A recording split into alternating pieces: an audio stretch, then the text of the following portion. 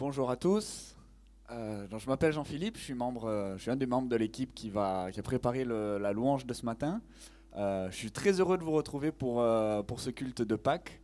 Alors c'est vrai qu'on aurait préféré se retrouver ici physiquement à l'EBTM, mais on est déjà vraiment reconnaissant d'avoir pu nous retrouver pour préparer ce culte ensemble.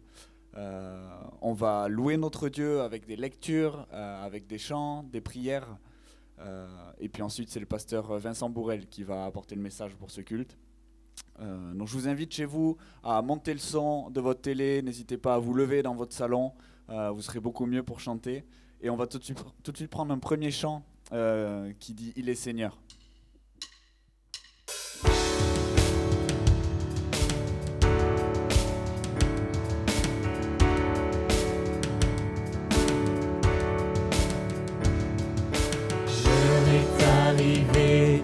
Le moment de vérité a sonné l'avènement de sa lumière. L'ombre est désarmée, l'ennemi est terrassé, et le jour de la victoire est arrivé. Il est Seigneur,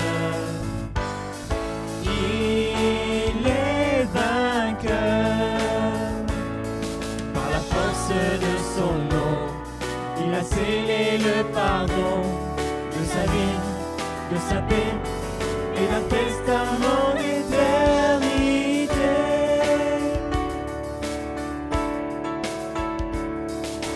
Revêtu de joie, à l'écoute de sa voix, avançons vers le combat dans sa puissance, unis par son sang. Et portés par notre chant, nous amènerons les foules à sa louange. Il est Seigneur,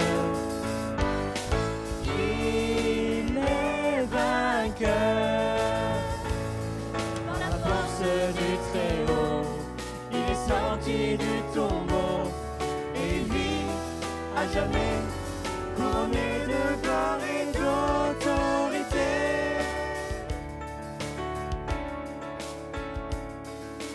L'aube est déjà là, de ce jour où l'on verra le salut de Jésus-Christ briller sur terre. Rien n'est plus certain que l'étoile du matin dans le ciel illuminé de nos prières. Il est Seigneur, il est vainqueur. Que le Dieu de l'univers soit manifesté sur terre, que son nom soit loué et que règne enfin sa majesté. Il est Seigneur, il est Seigneur, il est vainqueur. Que le Dieu de l'univers soit manifesté sur terre, que son nom soit loué et que règne enfin sa majesté. Et que règne enfin, et que règne enfin sa majesté. Et que règne enfin, et que règne enfin sa majesté.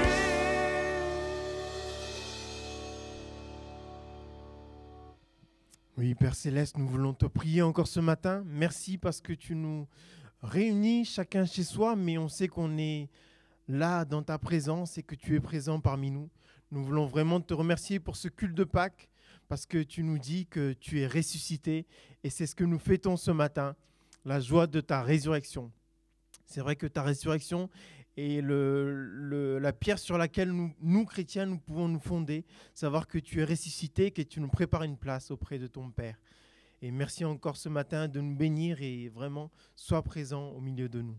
Au nom de Jésus-Christ, Amen. Et on va prendre un prochain chant, brisant les liens funèbres. Il est sorti du tombeau et il est vivant aujourd'hui et on va le chanter encore.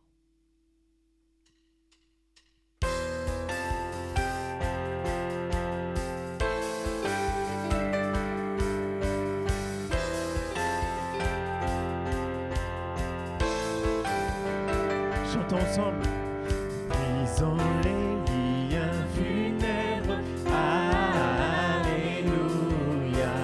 Christ est sorti des ténèbres. Alléluia. Le ciel et la terre ont chanté. Alléluia. Jésus est ressuscité.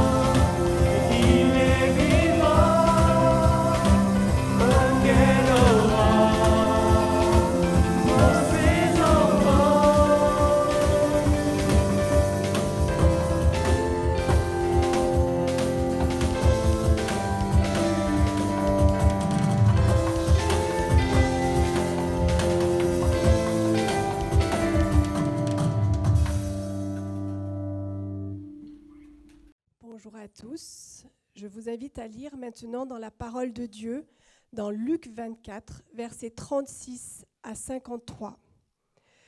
Tandis qu'il parlait de la sorte, lui-même se présenta au milieu d'eux et leur dit : « La paix soit avec vous. » Saisis de frayeur et d'épouvante, ils croyaient voir un esprit.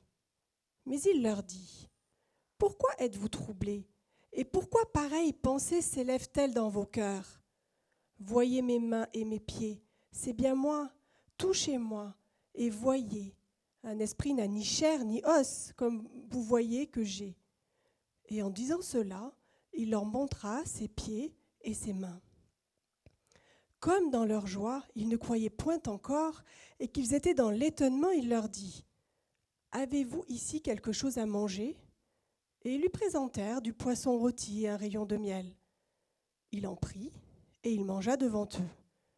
Puis il leur dit : « C'est là ce que je vous disais lorsque j'étais encore avec vous, qu'il fallait que s'accomplisse tout ce qui est écrit de moi dans la loi de Moïse, dans les prophètes et dans les psaumes. » Alors il leur ouvrit l'esprit, afin qu'ils comprennent les Écritures. Et il leur dit : « Ainsi il est écrit que le Christ souffrirait et qu'il ressusciterait des morts le 3e jour, et que la repentance et le pardon des péchés serait prêché en son nom à toutes les nations, à commencer par Jérusalem. Vous êtes témoins de ces choses. Et voici, j'enverrai sur vous ce que mon Père a promis. Mais vous, restez dans la ville jusqu'à ce que vous soyez revêtus de la puissance d'en haut. Il les conduisit jusque vers Béthanie, et ayant levé les mains, il les bénit. Pendant qu'il les bénissait, il se sépara d'eux et fut enlevé au ciel. Pour eux, après l'avoir adoré, ils retournèrent à Jérusalem avec une grande joie. Et ils étaient continuellement dans le temple, louant et bénissant Dieu. Jusqu'ici la parole de Dieu. L'Éternel a fait pour eux de grandes choses. Il a fait aussi pour nous de grandes choses. Chantons ensemble, nous sommes dans la joie.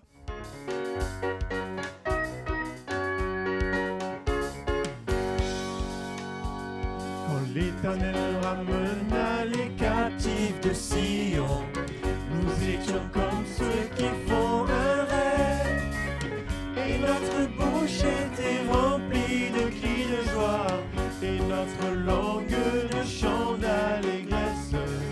Alors on disait parmi les nations, l'Éternel a fait pour eux de grandes choses. L'Éternel a fait pour nous de grandes choses. L'Éternel a fait pour eux de grandes choses.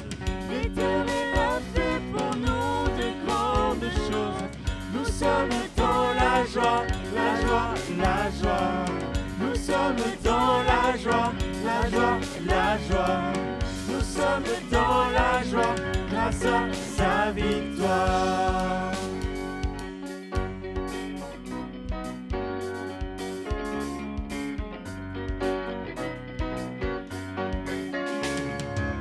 Tous ceux qui sèment dans les larmes de la souffrance moissonnent avec des cris de joie.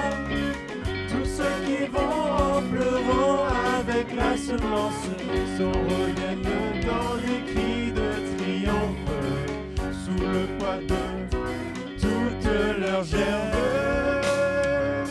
L'Éternel a fait pour eux de grandes choses. L'Éternel a fait pour nous de grandes choses. L'Éternel a fait pour eux de grandes choses. L'Éternel a fait pour nous de grandes choses. Nous sommes dans la joie, la joie, la joie. Nous sommes dans la joie, la joie, la joie. Nous sommes dans la joie face à sa victoire. Viens changer notre sort, ô Éternel. Change notre sort, ô Éternel. Comme tu fais couler des cours d'eau au désert. Comme tu fais couler des cours d'eau au désert. Viens changer notre sort, ô Éternel. Viens changer notre sort, ô Éternel. Comme tu fais couler des cours d'eau au désert. Comme tu fais couler des cours d'eau au Nous désert. sommes dans la joie. Nous sommes dans la joie, la joie, la joie. Nous sommes dans la joie, la joie, la joie. Nous sommes dans la joie, la joie, la joie. Nous sommes dans la joie, la joie, la joie. Nous sommes dans la joie grâce à sa victoire. Bonjour les enfants, comment s'est passée votre semaine? Est-ce que vous avez lu le livre d'Exode avec vos parents? Je peux imaginer que vous êtes content d'être en vacances et qu'il a fait beau cette semaine. Mais vous avez aussi peut-être des soucis, des inquiétudes ou des craintes avec tout ce qui se passe dans le monde en ce moment. Savez-vous qu'il y a bien longtemps, d'autres personnes aussi avaient peur et étaient tristes? Je pense en particulier aux disciples de Jésus qui attendaient un prince victorieux et qui étaient complètement effondrés et bouleversés par la mort de Jésus. Ils avaient peur, ils ne comprenaient pas. Mais le matin de Pâques, ils allaient avoir une grande surprise. Jésus était ressuscité. Il était vraiment le Sauveur après tout. Ça a dû leur donner envie de chanter, de crier sa gloire. Et nous aussi, c'est ce que nous voulons faire.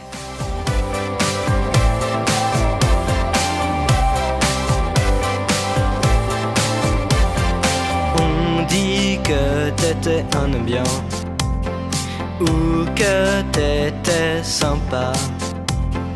On dit que t'étais démodé, je dis tu es vivant.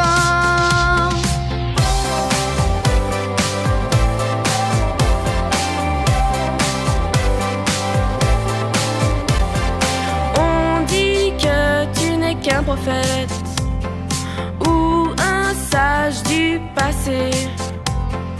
On dit que tu n'es qu'un simple homme, mais je dis tu es Dieu, tu es mon Dieu. Et je crie ta gloire sur toute la terre. Je veux élever ton nom et proclamer dans l'univers. Tu es mon Dieu, Jésus. Et je crie ta gloire sur toute la terre. Je veux élever ton nom et refléter l'amour du Père. Je veux vivre une vie qui crie ta gloire.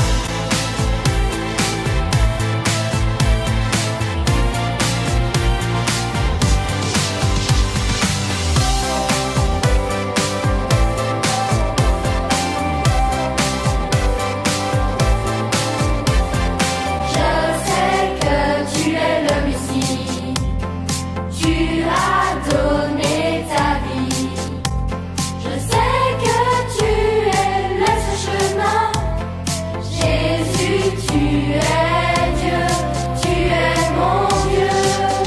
Et je crie ta gloire sur toute la terre. Je veux élever ton nom et proclamer dans l'univers. Tu es mon Dieu, Jésus. Et je crie ta gloire sur toute la terre. Je veux élever ton nom et refléter l'amour du Père. Je veux vivre une vie qui crie ta gloire. Crie ta gloire.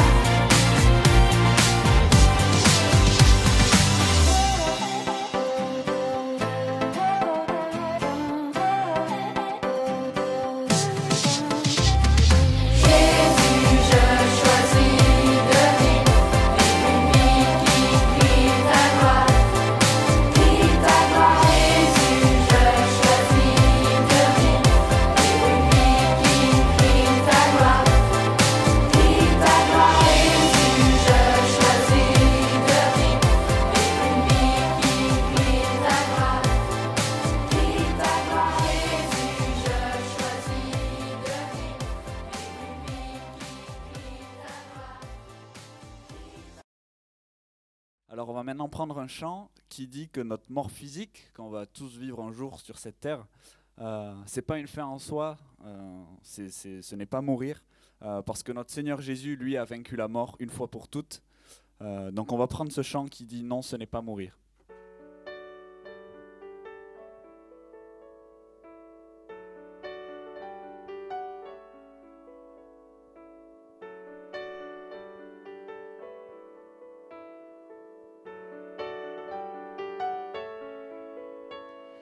Ce n'est pas mourir que d'aller vers son Dieu, de dire adieu à cette terre, d'entrer dans la lumière.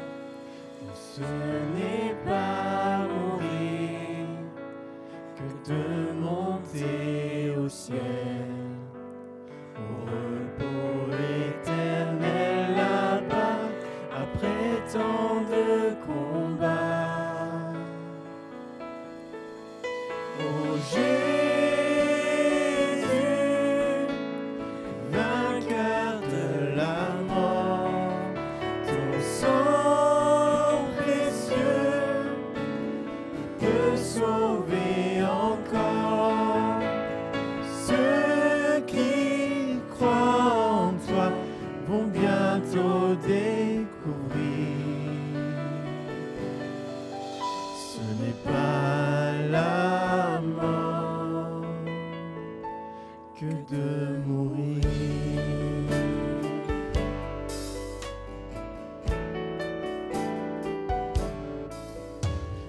Ce n'est pas mourir que d'adorer Jésus au milieu des saints rachetés, célébrant sa victoire. Non, ce n'est pas mourir que d'être revêtu de justice et de sainteté et couronné de gloire.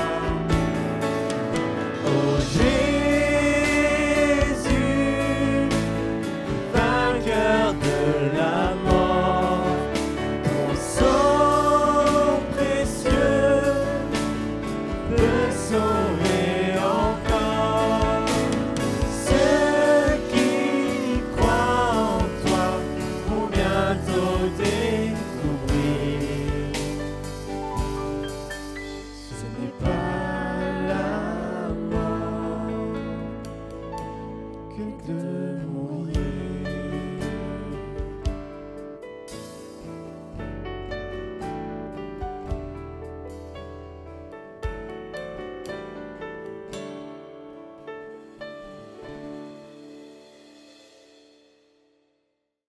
Bonjour à tous, j'espère que vous avez profité de ces moments déjà en chantant, en priant, en louant notre Seigneur. Pour la soirée du souvenir de vendredi soir, j'espère que vous avez pu visionner aussi le film proposé. Si jamais ce n'était pas le cas, vous avez encore le temps de le faire. Il est sur YouTube, à disposition de tout le monde. N'hésitez pas. Dans la semaine qui arrive, profitez aussi des moments de confinement avec les moments de cellules que nous organisions par visio. Si vous avez besoin de plus d'informations sur ces sujets-là, contactez les responsables. N'hésitez pas à envoyer vos contacts et nous vous mettrons en relation avec les bonnes cellules. Merci aussi à tous ceux qui continuent à contribuer aux besoins financiers de l'Église. L'Église avance, nos missionnaires sont aussi dans les différents pays et nous continuons à les soutenir. Donc merci à chacun. Et je vais continuer en priant. Notre Dieu, nous voulons te louer, te bénir et t'adorer parce que en ce jour de Pâques, nous pouvons nous souvenir que Jésus-Christ est ressuscité, il est vivant. Tu nous l'as donné, lui qui est mort sur la croix, lui qui a été enseveli. Mais aujourd'hui, nous voulons souhaiter et nous rappeler qu'il est vivant, qu'il est victorieux, qu'il nous a donné cette vie. Merci notre Dieu de pouvoir passer ces moments dans nos familles, par ces moments aussi pour te louer et nous souvenir que c'est par lui que nous avons toute cette vie qui est maintenant disponible. Merci de nous avoir donné aussi ton Esprit Saint qui habite en nous, que toute cette capacité qui nous est communiquée, nous puissions la mettre à profit pour te bénir, pour t'adorer. Nous te prions aussi de soutenir tous ceux qui sont dans des moments difficiles, tous ceux qui passent par des moments de tristesse. Nous voulons te les remettre pour que tu les encourages jour après jour et nous savons que tu vas au-delà de nos prières. Nous voulons penser aussi aux missionnaires, que tu les aides chacun, tu connais les besoins, nous voulons te les remettre. Tu sais ceux qui témoignent, ceux qui sont peut-être persécutés aussi pour leur foi, nous voulons te les confier pour que tu prennes soin d'eux, que tu sois ce combattant avec eux et nous savons que tu es avec eux. Merci aussi pour ces offrandes, ces dons que chacun peut faire.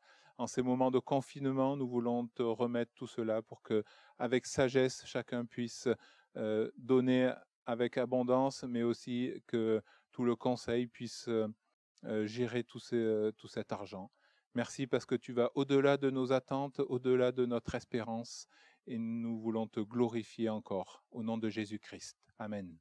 L'actualité nous impose la dure réalité de la transmission virale, porteuse de mort, porteuse de peur. Mais aujourd'hui, nous fêtons Pâques, la résurrection de Christ, ce qui est à l'inverse pour nous une transmission de vie, de lumière, d'espérance, ce qui donne à nos cœurs un sujet de joie, de louange. Le prochain chant nous rappelle que à Pâques, Jésus-Christ est mort, il a payé cette mort sur la croix, il a payé nos péchés et nous voulons nous souvenir que c'est par lui maintenant que nous avons cette joie et cette victoire. Chantons.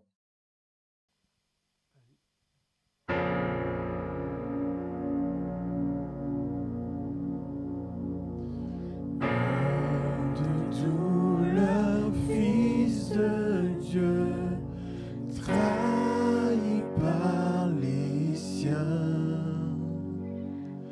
le fardeau de notre péché sur Jésus fut posé. C'est lui qu'on a méprisé, faussement accusé, blessé, meurtri et humilié, d'épines couronné. Oh, cette croix, ma rédemption, où ton sang coula pour moi. Que mon âme s'écrie, Alléluia, gloire et honneur à toi seul.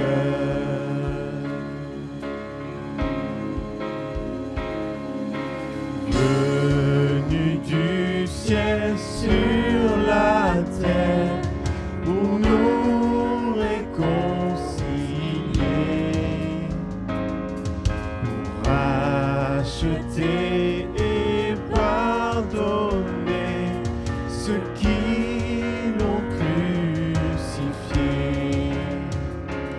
Oh, cette croix, ma rédemption, où ton sang coula pour moi. Que mon âme s'écrie, Alléluia, gloire et honneur à toi seul. Ma dette est payée, elle est effacée par le sang précieux que Christ a versé. Le péché vaincu, son emprise n'est plus. Il m'a libéré pour l'éternité. Ma dette est payée, elle est effacée par le sang précieux que Christ a versé. Le péché vaincu, son emprise n'est plus. Il m'a libéré pour l'éternité. Ma dette est payée, elle est effacée par le sang précieux que Christ a versé.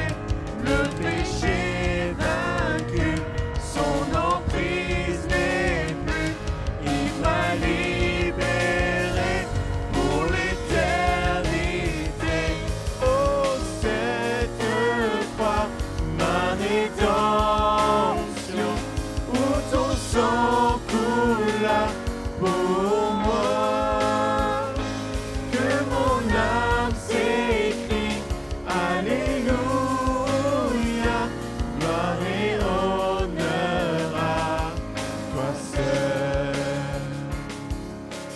La pierre a été roulée, au voile le tombeau vide. Alléluia, Dieu soit loué, il est ressuscité. Oh, cette croix, ma rédemption, où ton sang coula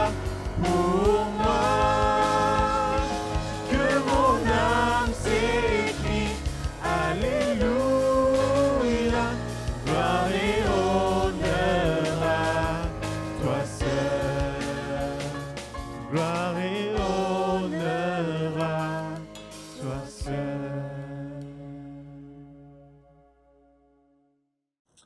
Chers frères et sœurs en Christ, chers amis qui nous rejoignez, c'est Pâques et nos églises, nos bâtiments sont fermés. Habituellement, notre église grouille de vie durant ce week-end. Du vendredi jusqu'au lundi, nous célébrons la vie, nous célébrons la résurrection. Mais cette année, rien de tout cela, parce qu'un virus sème la mort. Nous connaissons tous des personnes atteintes du virus, et certaines sont même décédées. Chaque soir, le chiffre macabre du nombre de personnes décédées tombe et nous plonge un peu plus dans la crainte. Mais le message de Pâques n'a rien perdu de sa force. Le texte de ce matin en Ésaïe 25 dit « Dieu a englouti la mort pour toujours ». Alors, prenez ce texte avec moi si vous voulez bien, à Ésaïe 25. Et rappelez-vous que Ésaïe est sur le sommet de la montagne. Dans un temps de crise, il voit les choses à venir et puis il nous les décrit. Les chapitres 24 à 27 sont appelés par certains commentateurs la petite Apocalypse et traitent du jugement de Dieu sur le monde entier. Étonnamment, Ésaïe commence ce chapitre en chantant. Regardez. « Ô Éternel, tu es mon Dieu, je t'exalterai, je célébrerai ton nom. Car tu as fait des choses merveilleuses. Tes desseins conçus à l'avance se sont fidèlement accomplis. » Merveilleux. Il se réjouit et célèbre la gloire de Dieu à cause des choses merveilleuses qu'il a faites. Il a fidèlement accompli ses desseins, conçus à l'avance. Il y a une vérité que nous devrions vraiment apprendre.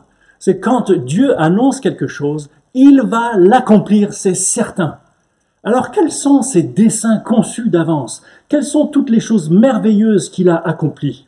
Regardez le verset 2 pour le premier point. « Car tu as réduit la ville en un monceau de pierre, la cité forte en un tas de ruines, la forteresse des barbares est détruite. Jamais elle ne sera rebâtie. » Ésaïe loue le Seigneur pour le jugement dont il frappe le monde. Le mal ne reste pas impuni. Et ça nous paraît certainement surprenant qu'il se réjouisse pour le jugement. Mais en fait, c'est aussi très rassurant de savoir qu'il y a un jour où Dieu règle les comptes.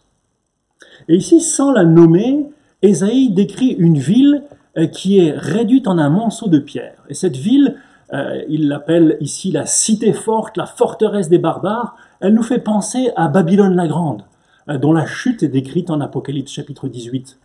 Cette ville est une figure du monde qui rejette Dieu. Elle est caractérisée par sa corruption, sa violence, son idolâtrie et aussi son arrogance à l'égard de Dieu. Vous savez, on a tous été victimes d'injustices. Des injustices qu'aucun tribunal humain ne réglera. Ces injustices qui nous ont parfois blessés profondément, soit nous rendent cyniques, désabusés, amers, soit nous animent d'une rage intérieure, d'un désir de vengeance, d'une violence. Ainsi, l'absence de jugement ne conduit pas à la paix et à l'amour, mais bien au contraire, à la violence et à l'amertume. Et c'est pourquoi le Dieu de paix et d'amour de la Bible est aussi un Dieu qui juge. Mais si la Bible dit vrai, la justice, et elle dit vrai, la justice divine s'accomplira parfaitement. Et c'est précisément pourquoi Ésaïe peut louer Dieu. Parce que Dieu jugera le monde selon la justice, nous pouvons aussi tourner la page. Nous pouvons pardonner.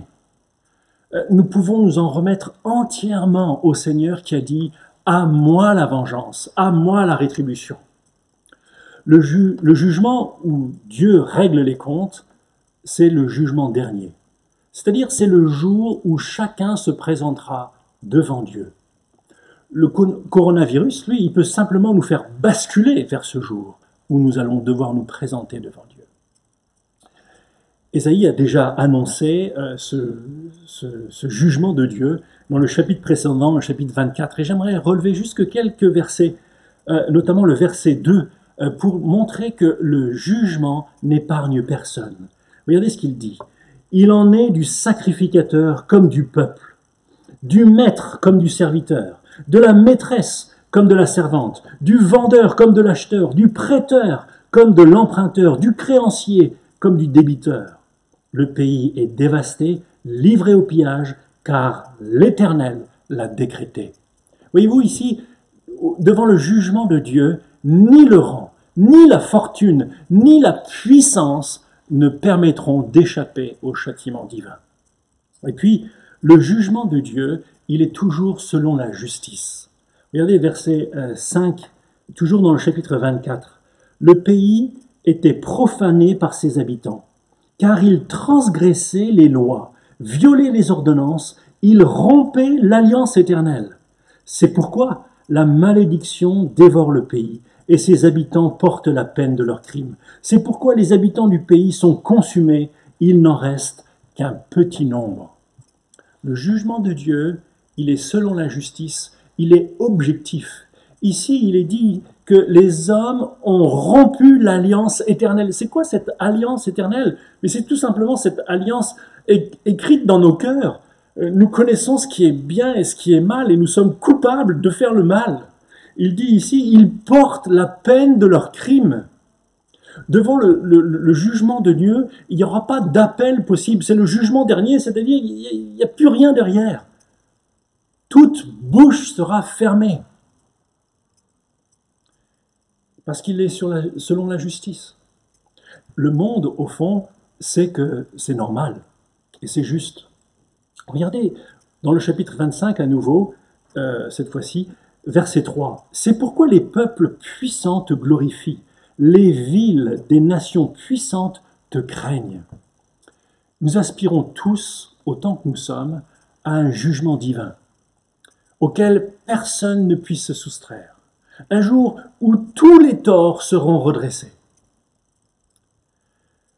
Si cette pensée nous rassure, elle nous effraie en même temps, parce que nous ne sommes pas seulement des victimes, mais nous sommes aussi des coupables.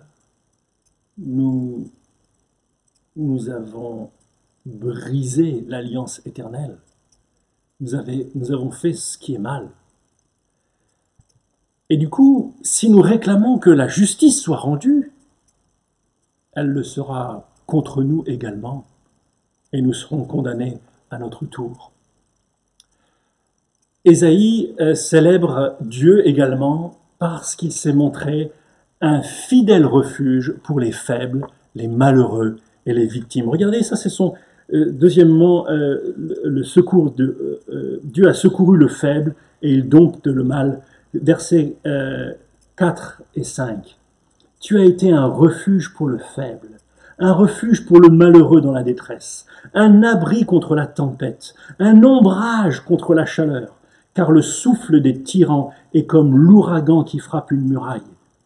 Comme tu domptes la chaleur dans une terre brûlante, tu as dompté le tumulte des barbares. Comme la chaleur est étouffée par l'ombre d'un nuage, ainsi ont été étouffés les chants de triomphe des tyrans. Nous n'avons pas simplement besoin ou seulement besoin de savoir que justice sera faite, mais nous avons également besoin d'être consolés dans notre détresse. Nous avons besoin de lui pour nous réfugier en lui. Et lui, notre Dieu, il connaît parfaitement nos cœurs.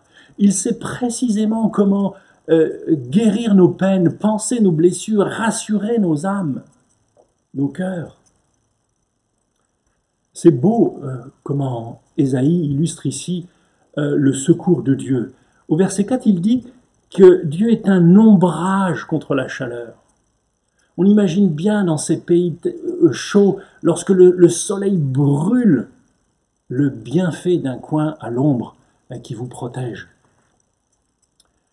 Mais Ésaïe va encore plus loin. Regardez verset 5. Il dit « Tu as dompté le tumulte des barbares ». C'est-à-dire que le Seigneur domine toutes les circonstances. Il maîtrise nos épreuves et il accomplit par elles son dessein bienveillant.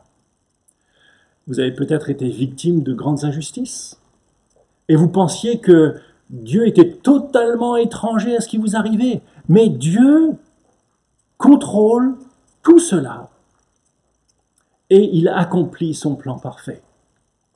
Il ne dit pas qu'il les empêche de se produire, mais qu'il les dompte.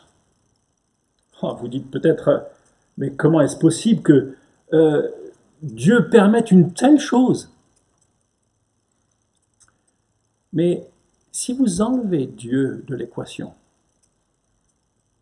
ce que vous avez souffert n'a alors aucun sens. C'est totalement absurde, inutile. Mais si Dieu dompte même les tyrans, cela signifie que tout prend un sens. C'est son plan qui s'accomplit. Oh, je ne dis pas que le sens est facile à reconnaître. Les voies de Dieu, elles ne sont pas nos voies. Elles sont bien plus élevées. Parfois, on ne les connaîtra pas ici-bas. On ne les comprendra pas ici-bas. Mais le fait de savoir que le Dieu infiniment bon, juste, sage, dirige même les circonstances difficiles de ma vie, ça me rassure et ça me console. Et c'est aussi ce que nous enseigne l'Évangile. C'est au travers d'une trahison, d'un procès inique, d'une condamnation injuste, de l'abandon de tous et de la mort terrible de la croix, que Jésus-Christ, le juste, a accompli le salut des pécheurs. Ainsi, Dieu accomplit son dessein aussi au travers de choses que moralement il condamne. Actes chapitre 4, versets 24 à 28, nous rapporte une prière. C'est le moment après la Pentecôte, après la résurrection, la Pentecôte. Les disciples sont encore à Jérusalem et ils ont été arrêtés, persécutés. Et les voilà maintenant qui se réunissent et qui prient. Et voilà la prière des disciples. Seigneur, toi qui as fait le ciel, la terre, la mer et tout ce qui s'y trouve, c'est toi qui as dit par le Saint-Esprit, par la bouche de notre Père, ton serviteur David, pourquoi ce tumulte parmi les nations et ces vaines pensées parmi les peuples? Les rois de la terre se sont soulevés et les princes se sont ligués contre le Seigneur et contre son oint. Voilà le sens qu'il donne à ce psaume. En effet, contre ton saint serviteur Jésus, que tu as oint, Hérode et Ponce Pilate se sont ligués dans cette ville avec les nations et les peuples d'Israël pour faire tout ce que ta main et ton conseil avaient arrêté d'avance. Qu'est-ce que Hérode et Ponce Pilate ont fait? Ils ont manigancé avec les chefs des Juifs et les autorités romaines pour mettre à mort un innocent. Mais dans leur prière, les disciples reconnaissent qu'ils n'ont fait qu'accomplir tout ce que la main de Dieu et son conseil avaient arrêté d'avance. Ils n'ont fait qu'accomplir sa volonté. Ces deux versets, ces deux vérités sont compatibles. À la fois, Hérode et Ponce Pilate sont entièrement responsables et coupables d'avoir fait mourir un innocent. Et, par les mêmes faits, la volonté parfaite de Dieu s'est accomplie. Voilà comment Dieu dompte le tumulte des barbares, la chaleur dans une terre brûlante. Voilà comment il étouffe les chants de triomphe des tyrans. On peut imaginer que lors de la crucifixion de Jésus-Christ, le diable pensait avoir triomphé. Le Fils de Dieu était cloué sur la croix, puis son corps sans vie était déposé dans un tombeau. Mais par la résurrection, le chant de triomphe du diable a été étouffé à jamais, et c'est le triomphe de Dieu que l'on célèbre encore aujourd'hui. Enfin, Ésaïe célèbre Dieu parce qu'il engloutit la mort pour toujours. Ce sont les versets 6 à 9 qui nous disent ça. Si la justice de Dieu réclame que le jugement s'exerce sur toute la terre, sur tous les hommes, ce n'est pas ce que Dieu veut en premier lieu. Comme il le dit par la bouche d'Ézéchiel, le prophète, il dit, le chapitre 33, verset 11, « Je suis vivant, dit le Seigneur, l'Éternel. Ce que je désire, ce n'est pas que le méchant meure, c'est qu'il change de conduite et qu'il vive. » Ésaïe entrevoit à présent un autre dessein conçu à l'avance. Et ce dessein-là, il est tout à fait à l'opposé du jugement. Regardez verset 6. L'Éternel des armées, ça tranche énormément avec, ça contraste énormément avec les versets précédents. L'Éternel des armées prépare à tous les peuples sur cette montagne un festin de mets succulents, un festin de vin vieux, de mets succulents, plein de moelle et de vin vieux clarifié. Waouh! Un festin de mets succulents, préparé par l'Éternel pour tous les peuples. Tout est gratuit. Tous les peuples sont invités à venir se délecter sur cette montagne. Tout ce qu'il y a de meilleur est devant nous, en abondance. Nous méritons le jugement et la mort, ce qui est la peine pour le péché, et nous sommes invités à un festin de mets succulents et de vin vieux, symbole, vous l'aurez compris, d'une vie abondante et d'une joie sans fin dans la communion avec Dieu, dans son royaume. Mais alors, où est passé le jugement? Où est passée la mort? Regardez verset 7. « Et sur cette montagne, il anéantit le voile qui est sur tous les peuples, la couverture qui couvre toutes les nations. Il engloutit la mort pour toujours. » Sur cette montagne, Ésaïe 24, verset 23, identifie cette montagne à Sion, à Jérusalem. Et sur cette montagne, à Jérusalem, la mort a été anéantie.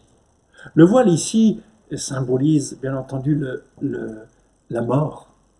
Sur combien de visages les infirmières ont tiré le drap de la mort ces dernières semaines. Le voile de la mort couvre tous les peuples parce que tous les peuples sont pécheurs. La mort dont il est question ici, ce n'est pas seulement la mort physique, mais c'est aussi la mort spirituelle, qui est la séparation d'avec Dieu pour l'éternité. Eh bien, cette mort a été engloutie pour toujours. Alors comment est-ce possible? Comment la mort a-t-elle été détruite pour toujours? Qu'est-ce qui s'est passé sur cette montagne de Jérusalem? Le Nouveau Testament nous éclaire. Paul, l'apôtre, cite ce passage d'Ésaïe en 1 Corinthiens 15 dans le grand chapitre sur la résurrection. Et c'est même la fin du chapitre que j'aimerais vous lire à présent, versets 54 à 57. Écoutez bien. La mort a été engloutie dans la victoire. Ô mort, où est ta victoire? Ô mort, où est ton aiguillon? L'aiguillon de la mort, c'est le péché, et la puissance du péché, c'est la loi. Mais grâce soit rendue à Dieu qui nous donne la victoire par notre Seigneur Jésus-Christ. La mort a été détruite par la mort de Jésus-Christ. La mort est détruite par la mort de Jésus-Christ et sa résurrection. Et Paul, c'est comme si ici il se moque de la mort, comme si la mort était une abeille dont le dard était arraché. Elle a piqué Christ et a perdu tout son pouvoir. Elle ne peut plus piquer personne. Par sa mort sur la croix, Jésus a pris notre condamnation.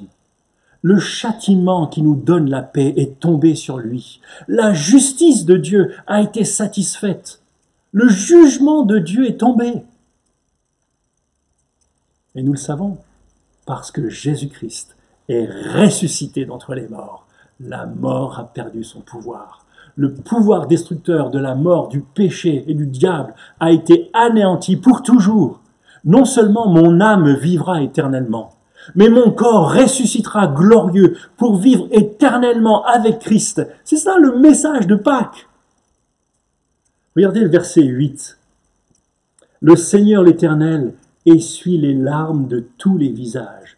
Il fait disparaître de toute la terre l'opprobre de son peuple, car l'Éternel a parlé. Voilà la plus grande consolation qui puisse nous être offerte. Voilà ce qui me console et ce qui consolera parfaitement mes enfants et mes proches le jour où l'on tirera le voile sur mon corps. Je vivrai parce que la mort a été engloutie pour toujours. Je serai moi-même consolé de tous mes maux. La honte de mon péché et de mes fautes aura disparu. Je serai sur cette montagne, invité au festin de mes succulents. Si vous vous demandez si c'est aussi pour vous, c'est tellement beau, mais est-ce que c'est pour vous? Regardez ce qu'il dit à nouveau dans le verset 6. Pour tous les peuples, le festin est offert à tous. Le salut est offert à tous ceux qui viennent sur cette montagne, c'est-à-dire à la croix. Venir sur cette montagne, c'est simplement se confier dans l'œuvre de Christ pour nous. C'est reconnaître, je méritais la mort, mais Jésus-Christ a payé pour moi. Alors vous pourrez dire, avec Ésaïe et tous les autres rachetés, le verset 9, « Voici, c'est notre Dieu en qui nous avons confiance. C'est lui qui nous sauve, c'est l'Éternel en qui nous avons confiance. Soyons dans l'allégresse et réjouissons-nous de son salut. » Tout cela s'obtient par la foi, c'est-à-dire lorsqu'on place notre confiance en Dieu. Inutile d'aller à Jérusalem pour cela. Simplement par la foi en Jésus-Christ, mort il y a 2000 ans et ressuscité d'entre les morts. Nous possédons le salut. C'est lui qui nous sauve, qui nous délivre du juste jugement de Dieu. C'est lui qui a obtenu notre pardon. Alors soyons dans l'allégresse et réjouissons-nous de son salut. Ne résistez pas, je vous en supplie, ne résistez pas à son appel. Ne vous confiez pas dans vos propres œuvres, dans vos propres mérites pour échapper au jugement. C'est l'attitude de tous les orgueilleux, incarnée ici dans la fin de ce chapitre par Moab dans les versets 10 à 12. Pensez-vous que l'on puisse faire une plus grande offense à Dieu que celle de mépriser la mort et la résurrection de son Fils bien-aimé? Est-ce qu'il y a une offense plus importante, plus grave, que de tenir pour rien l'œuvre de Jésus-Christ? Oh non. La crainte de la mort a envahi notre monde ces dernières semaines. Mais le message de Pâques nous rappelle que par sa mort et sa résurrection, Jésus-Christ a vaincu la mort, le péché et le diable. Nous n'avons pas à craindre la mort. La mort de celui qui croit en Christ le fait simplement entrer dans ce festin de mets succulents en présence de Dieu lui-même et de tous ceux qui ont cru, tous les rachetés. Êtes-vous encore dans la crainte de la mort? Dans la crainte du jugement de Dieu? Si c'est le cas, il n'y a rien de plus sérieux. Le jugement vous atteindra à moins que vous ne veniez à Jésus-Christ crucifié et ressuscité des morts. Placez toute votre confiance en lui. Demandez et recevez son pardon par la foi. Si vous croyez que Jésus-Christ est mort et ressuscité pour vous, alors vous avez trouvé en lui votre refuge. Réjouissez-vous de son salut. N'ayez aucune crainte et célébrez son nom glorieux en attendant son retour. Que Dieu vous bénisse.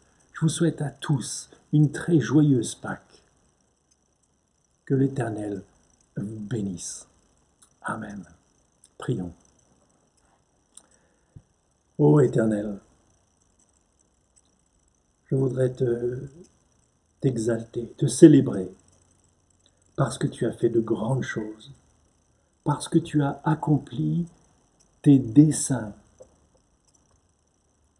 préparés à l'avance, conçus à l'avance. Tu ne veux pas la mort du méchant, mais tu veux qu'il se détourne de ses mauvaises voies, qu'il change son attitude et qu'il vive en plaçant sa confiance en toi.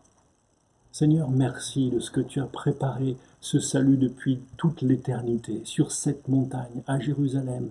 Il y a 2000 ans, tu t'es offert en sacrifice pour faire mourir la mort et nous délivrer de la crainte, nous délivrer de la peur de la mort. Seigneur, merci parce que tu l'as fait pour moi. Je prie pour que un grand nombre de personnes puissent encore aujourd'hui, jour où on célèbre bizarrement, Seigneur, mais d'une manière tellement authentique, la résurrection de Jésus-Christ. Seigneur, que beaucoup viennent encore à placer leur confiance en toi. Et Seigneur, nous te prions pour que nous, tes enfants, eh bien, qui pouvons encore redouter parfois la mort et les situations de détresse. Seigneur, nous te prions pour que tu viennes nous fortifier dans l'homme intérieur et que tu nous remplisses de confiance en toi, en celui qui dirige admirablement toutes nos vies, qui a vaincu toutes nos détresses. Béni sois-tu, Seigneur notre Dieu. Glorifie ton nom dans l'Église. Réjouis nos cœurs aujourd'hui et les jours qui viennent. Seigneur, bénis ton Église par Jésus-Christ. Amen. Amen. Merci Vincent pour ce message. Maintenant, on va chanter « Sauve avec puissance ».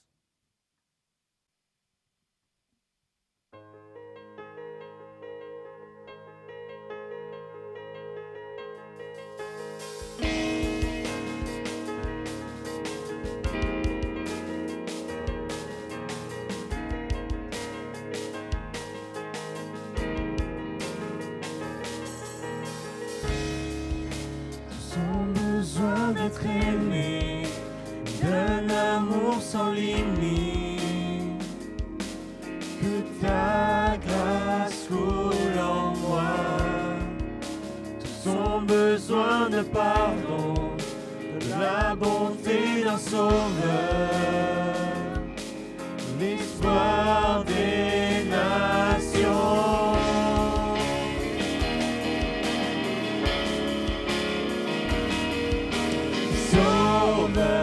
Il déplace les montagnes, mon Dieu sauve avec puissance, il sauve avec puissance, pour toujours, créateur du salut. Jésus a vaincu la mort, il a vaincu la mort.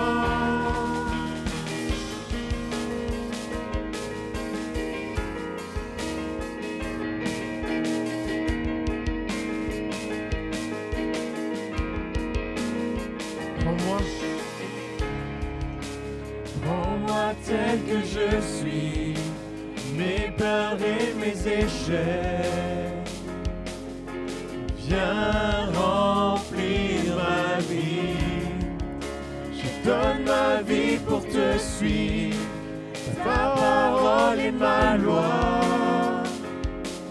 Et je m'y soumets.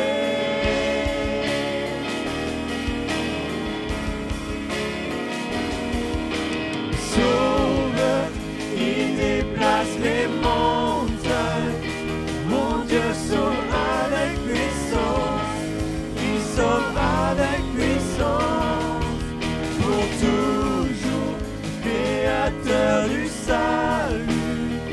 Jésus a vaincu la mort, il a vaincu la mort.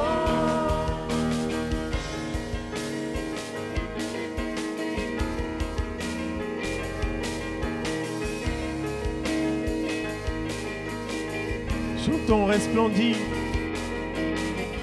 resplendit pour que le monde voie. Nous chantons pour la gloire du roi ressuscité.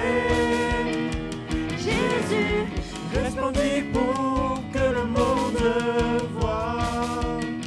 Nous chantons pour la gloire du roi ressuscité. Jésus resplendit pour que le monde voie. Nous chantons pour la gloire du roi ressuscité. Jésus resplendit pour que le monde voie. Nous chantons pour la gloire du roi ressuscité. Sauveur, il déplace les montagnes. Mon Dieu sauve avec puissance. Il sauve avec puissance. Pour toujours, créateur du salut. Jésus a vaincu la mort. Il a vaincu la mort.